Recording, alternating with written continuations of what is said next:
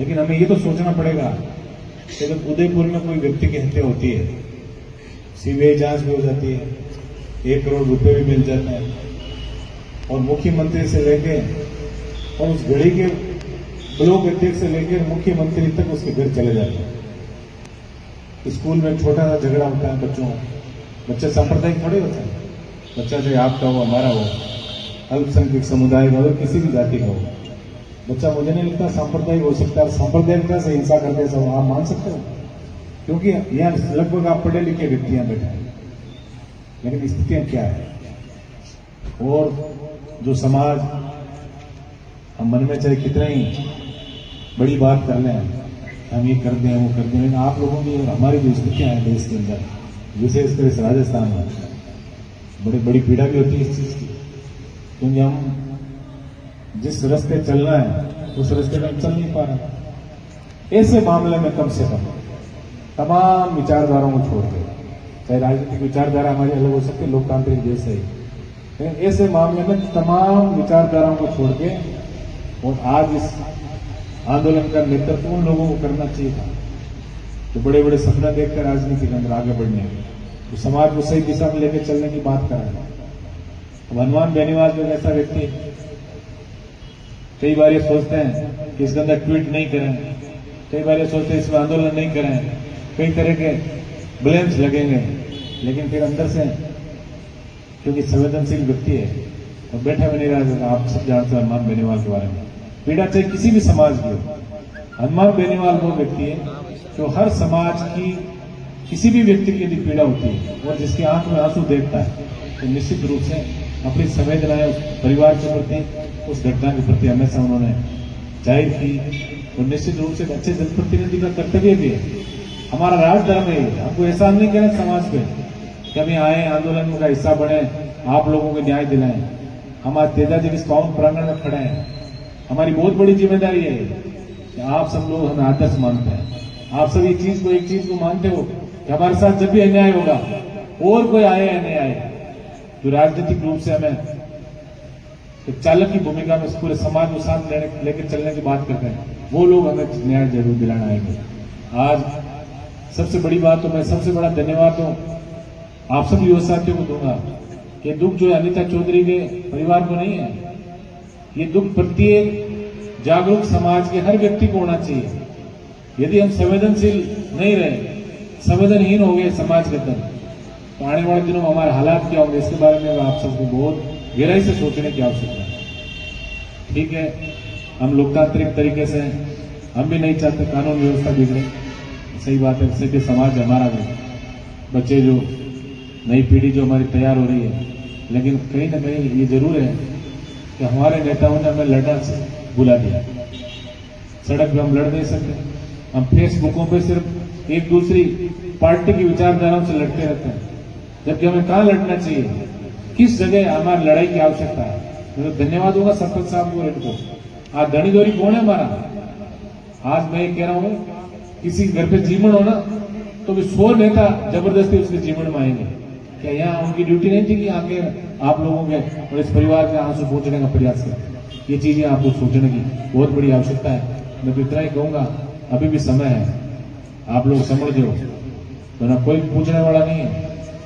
क्या मांगिया मांगने से मौत भी नहीं मिलती और रोने से कोई राज भी नहीं देता। ये आपने सब सुना इन बातों को। तो हम जब मजबूत होंगे तब कहीं ना कहीं हमारी बातें नहीं मानी जाएगी। आज ये स्थिति हो गई, ये महिला यदि जाट समाज की नहीं होती, मैं बिल्कुल खरे शब्दों में कह रहा हूं, ये महिला यदि जाट समाज की नहीं होती तो करोड़ नहीं 5 करोड़ रुपए भी सरकार देती है और सीबीआई जांच भी होती और जो भी मांगे थी वो सारी सारी माननी पड़ती। लेकिन मैडम ने इस बात की, इतना बड़ा समाज जो 22-23% होने का दावा हम लोग करते हैं, लेकिन आज स्थिति क्या हमारी किसी छिपी हुई है। और मैं तो धिक्कार उन लोगों को करता हूं जो प्रशासनिक अधिकारियों के रूप में हमारे समाज के लोग बैठे हैं और जो दोगली राजनीति करके जो ठेका लेके बैठे हैं, चाहे वो भले SHO हो, चाहे SP हो, चाहे DG IG किसी की जो भी हो, हम भी हमारे क्षेत्र में ऐसे लोगों से लड़ रहे हैं। हर व्यक्ति चाहता है बस मेरे बच्चे अच्छे रहें, मुझे अच्छी जगह पोस्टिंग मिल जाए, जहां बढ़िया मिठाई हो उसको हम जीमते रहे, कोई समाज से मतलब नहीं है। जब व्यक्ति सक्षम हो जाता है, समाज को तभी आवश्यकता पड़ती है जब वो सक्षम हो जाता है। आज भी जब सक्षम नहीं होता तो समाज को क्या दे सकता? आज हम सब खड़े, हम समाज को ये दे सकते, हमारा समय दे दें, आंदोलन के हम अंदर हम नारे लगा देंगे, लेकिन समाज को असली आवश्यकता है प्रशासनिक पदों पर बैठे उन लोगों की है जो आज समाज के नाम से बहुत ऊंचे पदों पर पहुंचे। आज अच्छी इनको फील्ड पोस्टिंग कमिश्नरेट में किस लिए मिलती है? उनको इनाम इसलिए मिलता है कि ऐसी यदि कोई घटना हो गई तो इन लोगों को यहाँ लगा और ऐसे मामलों को रफा दफा करो। ये बड़ी विडंबना है इस प्रदेश के अंदर।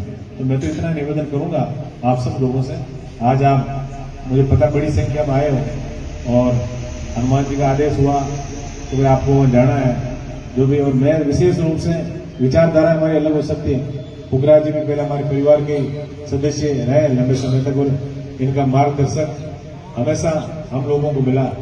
आपको ताजुब होगा, ऐसा कोई जिला नहीं रहा। फुक जी ने जो बात करी बड़ी गहरी बात की, आपको सोचने की आवश्यकता है कि हम प्रतापगढ़ में न्याय दिला के आ जाए, हम गंगानगर में न्याय दिला दें किसी पीड़ित को, उदयपुर में हम न्याय दिला दें, और मारवाड़ के अंदर हम एक जाट की बेटी को न्याय नहीं दिला पाए। ये हम सबके लिए डूब भरने की बात है, चाहे कितनी बड़ी बातें कर रहे हैं, लेकिन आज स्थिति क्या है, उस स्थिति को सोचने की जरूरत है।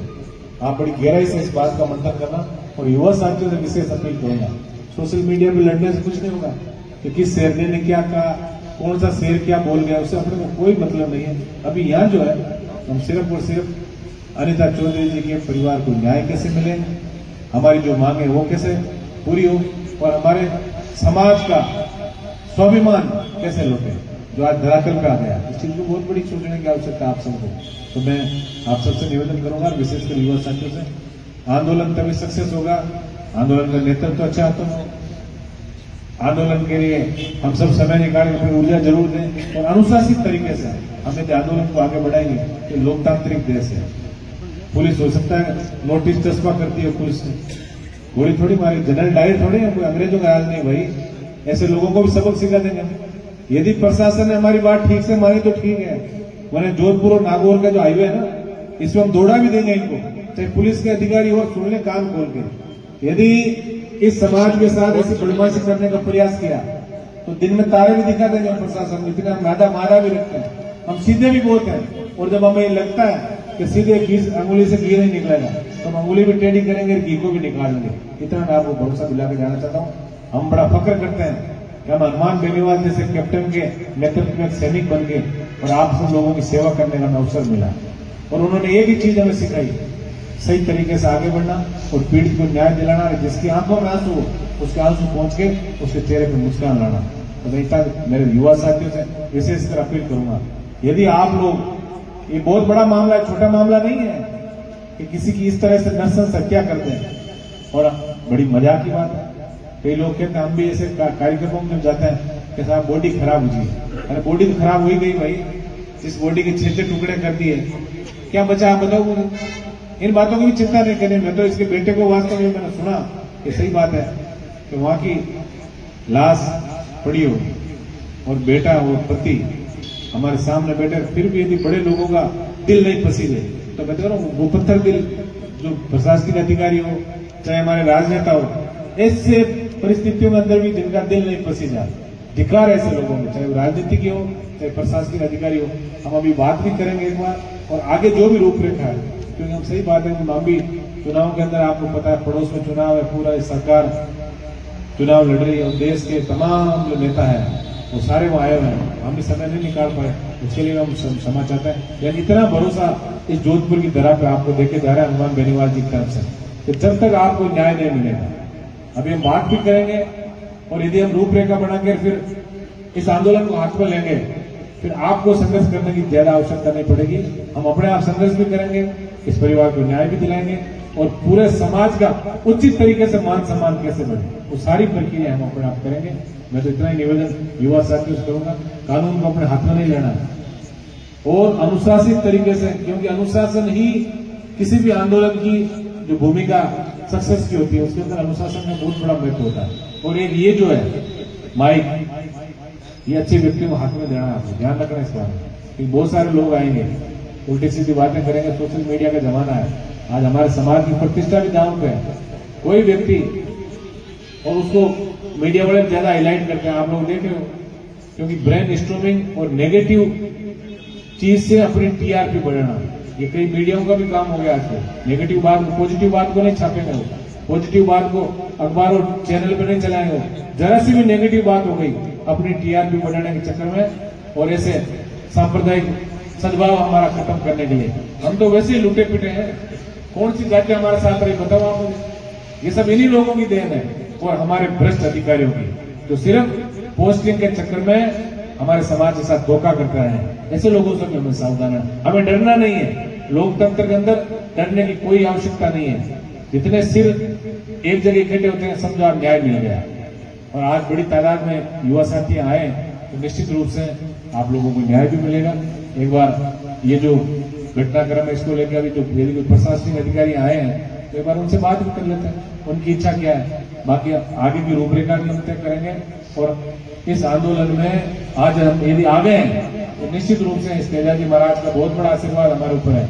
और जिस प्रांगण में हम खड़े हैं, इस प्रांगण में तो लोग बहुत बड़ी मन्नतें लेकर आते हैं और उनकी मन्नतें पूरी होती है। इस पावन प्रांगण में अपना जो भी मकसद है उस मकसद में हम कामयाब कैसे हों और इसमें हमें न्याय मिले, इसके अंदर हमें सक्सेस मिले।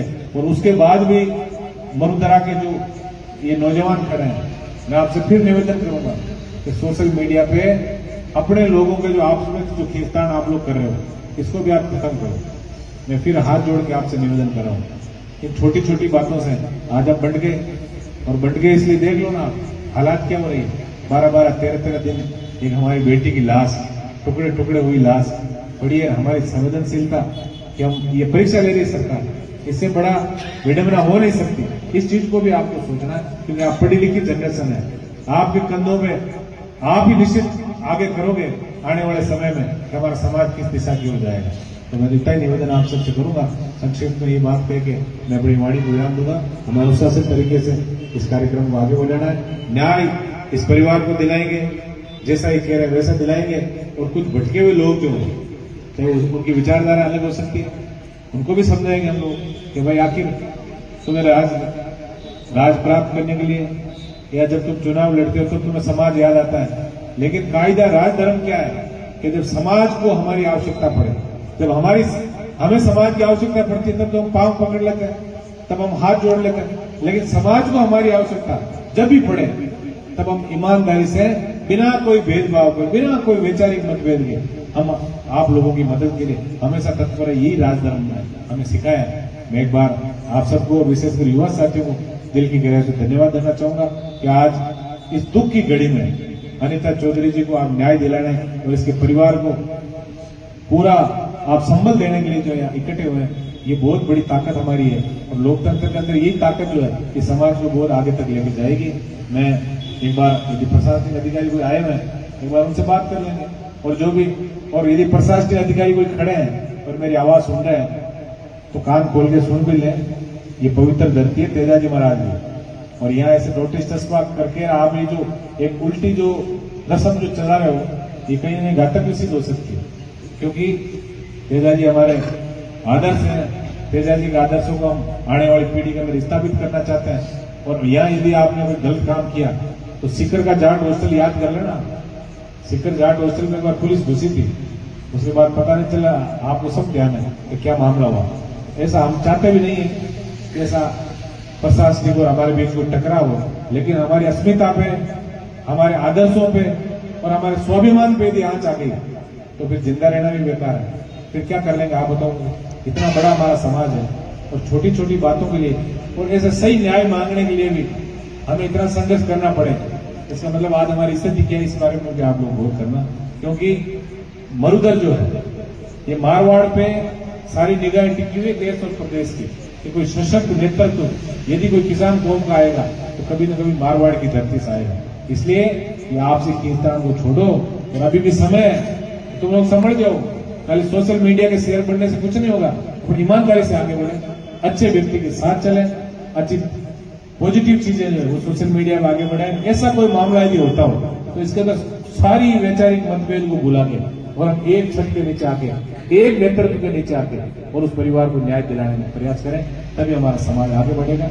मैं धन्यवाद देना चाहूंगा सब समाज के लोगों को जो अमिता जी को न्याय दिलाना है। धन्यवाद। बढ़ जाओ, खाली सोशल मीडिया के शेयर बढ़ने से कुछ नहीं होगा। अपनी ईमानदारी से आगे बढ़े, अच्छे व्यक्ति के साथ चले, अच्छी पॉजिटिव चीजें जो है वो सोशल मीडिया में आगे बढ़ाए। ऐसा कोई मामला यदि होता हो तो इसके अंदर सारी वैचारिक मतभेद को भुला के और हम एक छत के नीचे आके, एक नेतृत्व के नीचे आके और उस परिवार को न्याय दिलाने का प्रयास करें, तभी हमारा समाज आगे बढ़ेगा। मैं धन्यवाद देना चाहूंगा सब समाज के लोगों को जो अमिता जी को न्याय दिलाना है। धन्यवाद।